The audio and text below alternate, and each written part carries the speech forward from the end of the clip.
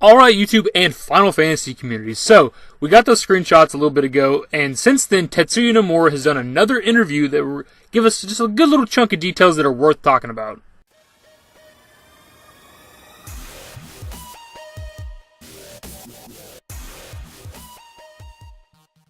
As we talked about before, this is probably my most hyped game, like fucking ever, favorite game of all time. Finally getting a modern remake, can't wait for it. So anytime there's some sort of news that's worth talking about, I like to make videos for it.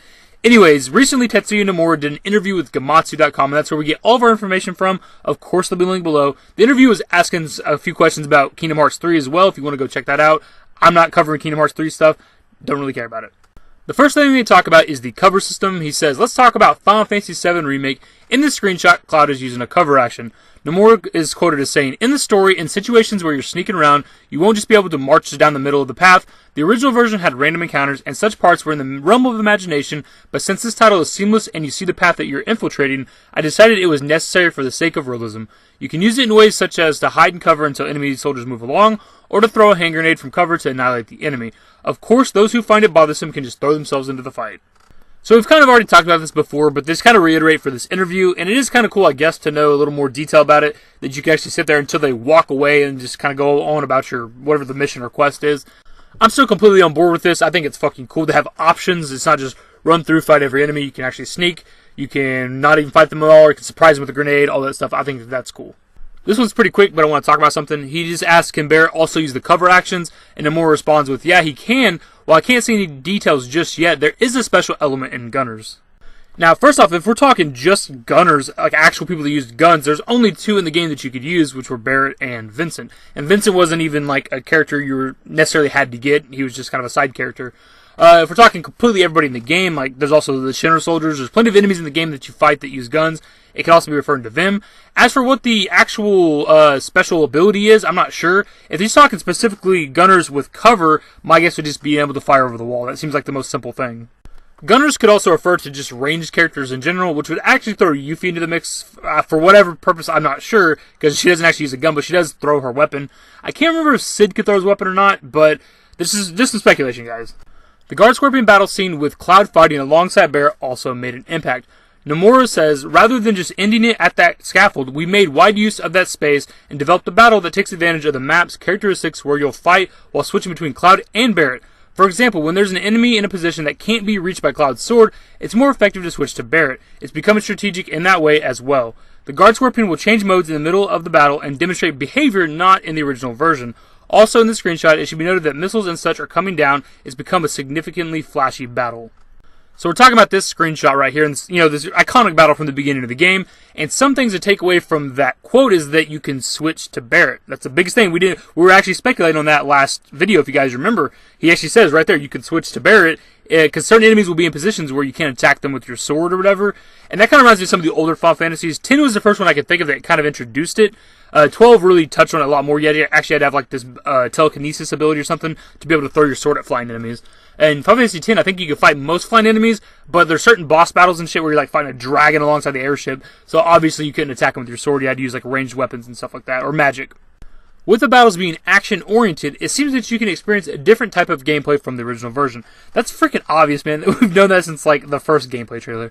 Anyways, Nomura responds with map and object destruction will also happen, and there are part-based destruction elements like breaking the Guard Scorpion's legs. So this is a bit of like new news for the combat system for Final Fantasy VII Remake. It kind of reminds me of 15. 15 had the ability to attack certain limbs of enemies, and you could actually, if you got the health bar for that part of the body all the way down, it would like stagger them, or like if it was a leg, it would drop them to the ground, stun them for a bit. If you destroyed the right thing on their body, you could take away an attack from them.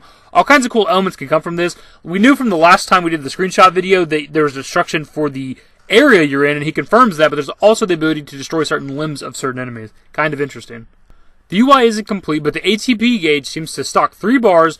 There's a technique name and level in level 1, whatever that is, and Materia can be seen in the command list. Nomura responds with, as for the ATB gauge and techniques, those are for another time. Regarding Materia, what I can say is that it's something like a skill. Different from magic, you can use it when you set a Materia that has an effect that can be used in battle. So first we'll talk about the ATB gauge and techniques. So next to the ATB gauge below your health is your standard Final Fantasy bar that fills up, and then you're allowed to do your move, your attack, your item, whatever you want to use. So last time we speculated that the level 1 thing could be part of the limit break stuff because the original Final Fantasy VII had different levels of limit breaks. Apparently that's not the case according to that quote that Nomura said. Because the ATB gauge clearly, I didn't notice this in the last video, actually has an arrow pointing to the triangle option level 1. So that's probably just techniques or skills or something like that. Like you kind of like you had in Final Fantasy 15, everybody kind of had their own skills. Maybe that's what this is. Maybe you can level up in battle. Maybe like as you kill a bunch of enemies, you can get up to like level 2, level 3, shit like that. I don't know, just pure speculation, but it's kind of cool to get a little bit of clarification from somebody who's working on the game as to what that damn triangle level 1 thing was. I'm kind of glad to know now that it's just like techniques or something. Something else I was glad that they touched on was the materia being different from the magic. We kind of already knew that because of this command window over here during combat, but it's kind of cool they actually specified it, and it makes sense why the materia part, where it actually says materia, is grayed out, because when you start the game, I mentioned in the last video, you have the bolt spell, but that is a magic, that's not a skill materia, so it makes sense why you don't have any materia yet at the beginning of the game. I don't even know when you get your first yellow materia, that's what the skill materia was from the original game, so it makes sense. So like the materia will be used for skills in battles, stuff like death blow, like the enemy skill materia where you can learn all the different enemy skills if they hit you with the attack, all that kind of shit. Pretty much all the yellow materia was skill materia, so that's kind of interesting. So it's cool to know what that was. I was really wondering. And that'll wrap up this bit of Final Fantasy VII Remake news. It seems like every time we get just a little bit of info, just a simple interview, it reveals so much about the game. Some of the video stuff we did was speculation, but for the most part it was all pretty concrete evidence.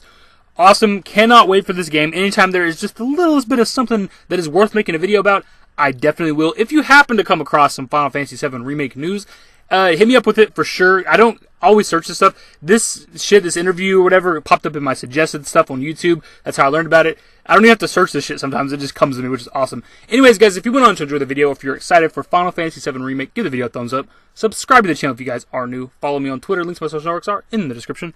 And the outro. Later. Till it comes to conclusions, all the things that we thought we were losing. I'm a ghost and you know this. That's why we broke up in the first place. 'Cause I want you to know